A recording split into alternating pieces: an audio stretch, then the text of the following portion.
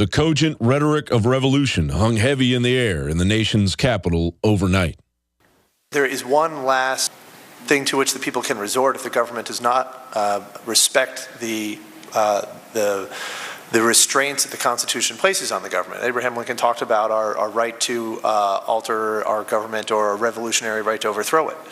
And that is certainly something that no one wants to contemplate. The House Judiciary Committee heard from a panel of legal scholars on the constitutionality and legality of actions taken by the Obama administration, focusing on the feeble mandates in the Affordable Care Act and the enforcement of the short-sighted immigration laws. We have to repair a broken immigration system, and that this progress is only possible when we do it together. If you can dispense with immigration laws or marijuana laws or mandatory minimums, can you also dispense with election laws? Again, I think we've gone over this ground many times. Well, it's human. Let's do it one more time. Can the president suspend election laws? No. Why not? If he can suspend mandatory minimum and immigration laws, why not election laws? Because we live in a government of laws, and the president is bound to obey them and apply them. There was a fight with James I about what was called the royal prerogative.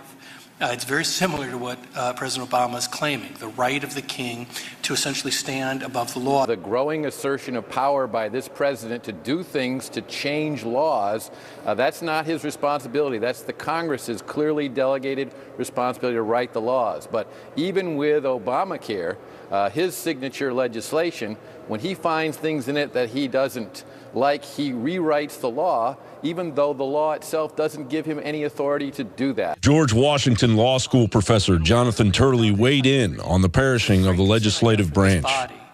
Is that it's not only being circumvented, but it is also being denied the ability to enforce its inherent powers. Many of these questions are not close in my view. The president is outside the line. But it has to go in front of a court, and that court has to grant review. And that's where we have the most serious constitutional crisis I view in my lifetime. And that is, this body is becoming less and less relevant. Clearly, a criminal administration is holding our highest seats of power hostage.